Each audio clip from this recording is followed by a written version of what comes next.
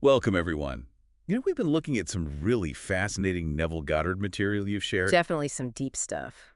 And today, we're really going to dive into one lecture that caught my eye for hatching from back in December '64. Ah, yes, that one. It's quite something. He really gets into, well, what he sees as the whole point of life itself. That's right. It's a very focused lecture packed with some of his biggest ideas. So yeah, our mission today is to unpack the key stuff from For Hatching. Okay. We'll look at that idea of an inner voice of authority he talks about. Right. This concept that life is for hatching and, what he thought our ultimate destiny really is. And there's that personal story he tells in the lecture, too, which really helps make sense of it all, I found. Absolutely. That anecdote is key to illustrating the principles. Really brings it home. Okay, so let's get into it. This inner voice of authority, what's the core idea there? Well, Goddard suggests that deep down, we all have this incredibly reliable inner voice. He calls it a voice of authority, insists it never lies, but it's not like constant chatter. No. No, it's heard at rare intervals, usually in moments of silence when you're kind of expectant. Like a deep intuition surfacing. Exactly, when the usual mental noise quiets down. He talks about his own experiences with it, too. Yeah, he makes a pretty bold claim about its accuracy, doesn't he? Saying his predictions always came true for him. He does. And that sets the stage, really. He mentions this time he was just sitting quietly, not worried about anything specific, and he asked inwardly. What's the purpose of it all? Yes. And this inner knowing, this voice just answered, for hatching. For hatching, just like that. It's the title. It's got to be important. So what's hatching, according to him? What's inside this cosmic egg? Right. So in his view, hatching is about bringing forth everything in the world. The whole world is like a huge, big egg, he says. Everything. But the main event, the real focus, is hatching God within each person, bringing that divine potential, that spark, right to the surface. And he connects this to a hymn, something about the Redeemer in the tomb. Yeah, that Isaac Watts hymn, wrapped in the silence of the tomb.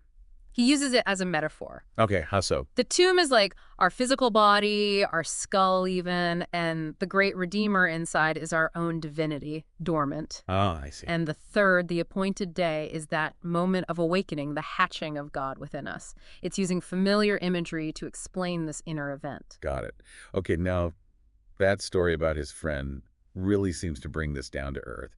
He felt like an outsider his whole life. Yeah, it's quite a story. The friend's father died when he was just 8, and after that, he always felt separate, like he didn't quite belong. Wow. Yeah, in school, business, relationships, everything. He said it got so bad he even thought about suicide, felt he was harming people he loved, just deeply alienated. That's heavy. So what changed? How did he get from that to understanding hatching? Well, again, it was that inner voice. About 3 months before this lecture, he heard this really powerful, authoritative, almost thunderous voice inside. And what did it say?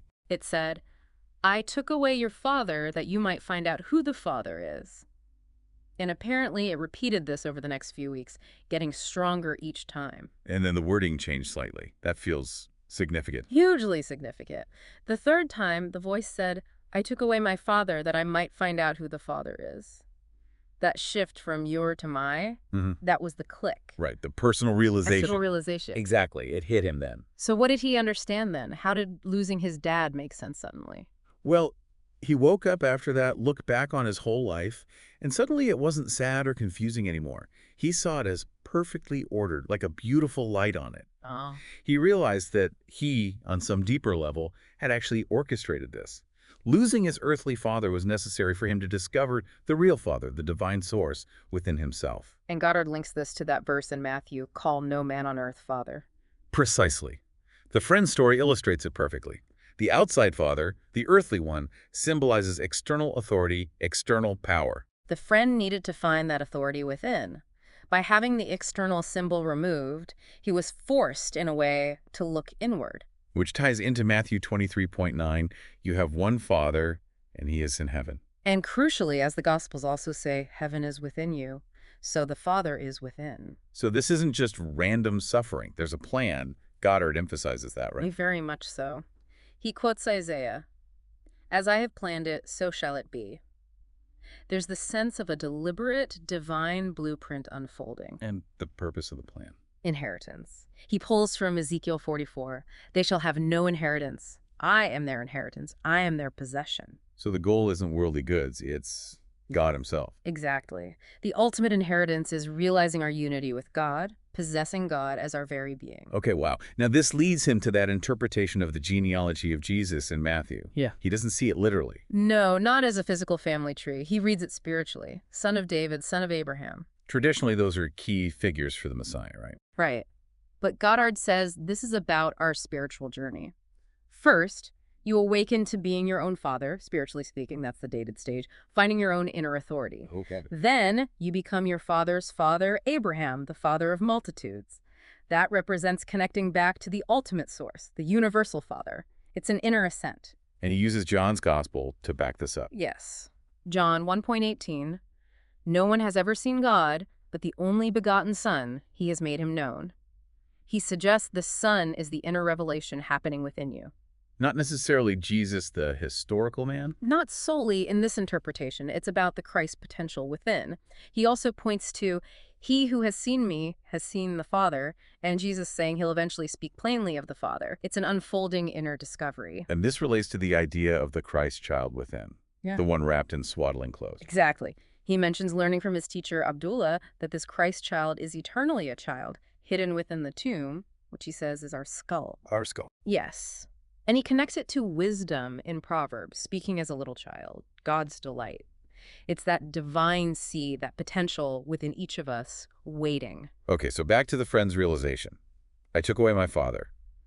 After that sinks in, what's the next step in this unfolding? Well, according to Goddard, after that deep realization of being the father, the son appears. The son, David. Yes, the archetypal son, David.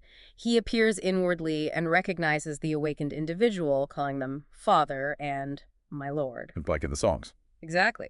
He links it to Psalm 2.7, thou art my son, today I have begotten thee. It's this moment of mutual recognition, realizing your own divine fatherhood, because the son within acknowledges it. So it's a confirmation from within. Yes, a deep internal validation. And this all happens during what he calls the pilgrimage of man. Right. That pilgrimage is basically our life journey, the time between getting the initial promise, the sense that God is our inheritance, and actually fully realizing it.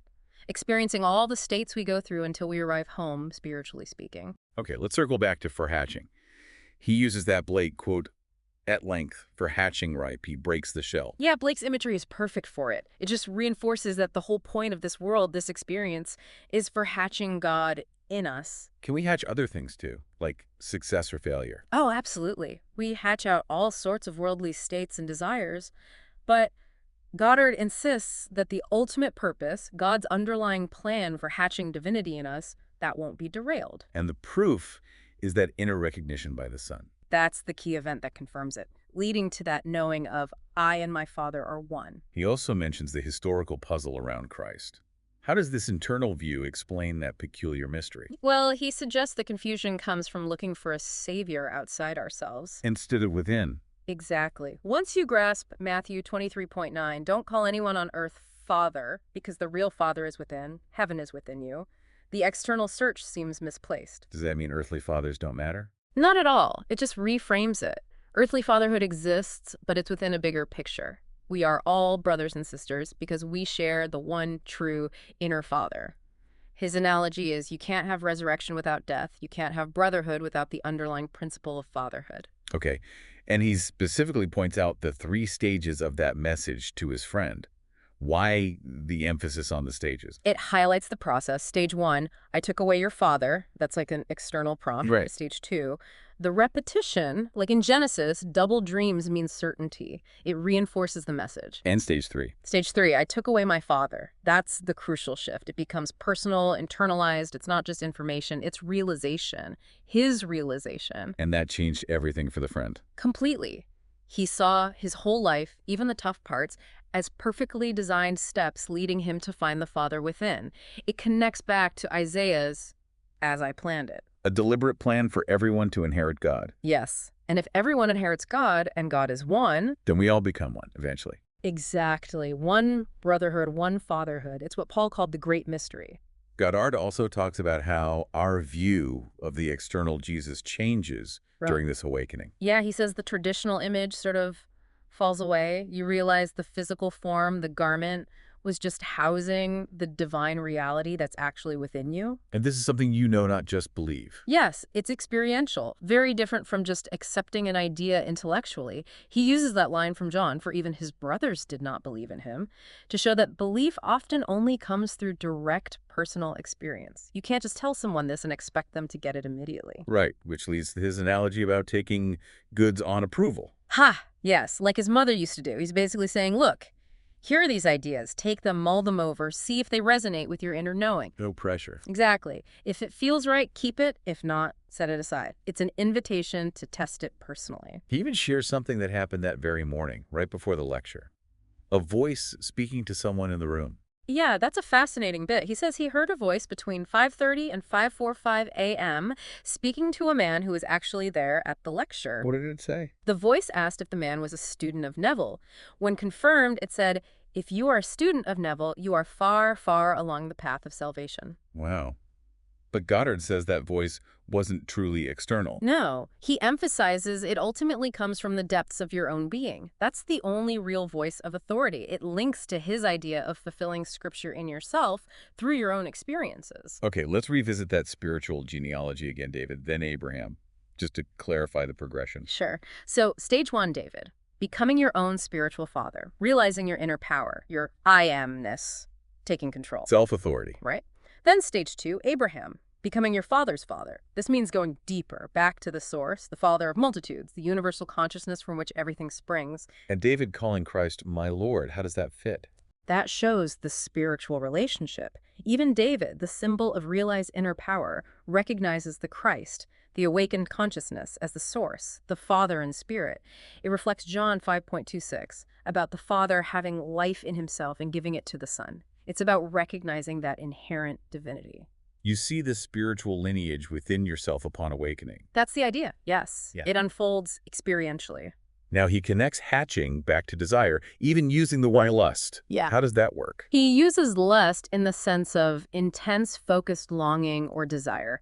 He says God has this powerful lust or desire to give himself completely to everyone. An intense drive. Yes, and he points out even in worldly terms like politics, you need that lust for power, that strong desire to achieve anything. So prayer could be seen as that intense longing. Exactly, a deep, focused yearning for that divine connection, for that hatching to occur. And despite life's ups and downs, he reassures people that God's main purpose won't fail. Absolutely. Whatever happens on the surface, whatever states you seem to pass through, the underlying purpose that you will inherit God, realize your true divine identity is guaranteed. It's predetermined. So even bad experiences are part of the path. Seen from the end, yes.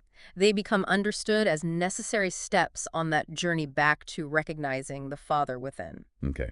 He was also asked about Elohim versus Jehovah. What was his take? Right. He explained Jehovah, the I am, is singular. That's the individual spark of divinity in each of us. Elohim is plural. It represents the collective of all the I ams. Like God's. Sort of, but united. He interprets the Shema, Hear, O Israel, the Lord our God is one Lord, as Hear, O Israel, the I am, our I ams, is one I am. So a compound unity. Exactly. We all awaken to become God the Father, but we retain our individual identity within that unified whole. We don't just dissolve into nothingness. We become one, yet remain individuals within the one, like actors in a predetermined play, all agreeing to dream this reality together towards a known end. Interesting. And finally, the white horse from Revelation. Oh, yes. Christ riding the white horse. He said the horse represents the mind. The mind. Yes. A white horse, perfectly controlled by the rider, the awakened consciousness, Christ, symbolizes a mind completely disciplined and under control. And he had a dream about a horse not under control. Yeah, a chaotic dream with a white horse causing trouble on a boat that illustrated a mind not mastered. He quoted Philippians, "Let this mind be in you that was also in Christ Jesus." It's about mental mastery. But don't overanalyze the details of dreams. Right. He said dreams are like private parables. There's a central jet of truth, but you shouldn't get lost trying to interpret every single symbol literally. Focus on the core message for you. Okay. So wrapping up this deep dive into forehatching, we've touched on that inner voice. That voice of authority, yeah. The idea that life's purpose is literally for hatching God within us. A core concept. This spiritual take on lineage, realizing our own divine fatherhood through the Son's recognition. That inner recognition, crucial. And ultimately inheriting God himself. Yeah, that's the promise. And as Goddard always stressed, these aren't just theories to debate. No, they're meant to be experienced. Exactly. They're deeply personal, waiting for each of us to realize them directly. He really just invites contemplation, seeing if it resonates inside. So maybe a final thought for you listening. If Neville is right, if the whole point of your being here is truly for hatching the divine that's already within you, what incredible potential is just waiting inside you right now, ready to break the shell? Something to sit with. Definitely. Maybe go back to the source material with that question in mind. Thanks for joining us on this deep dive.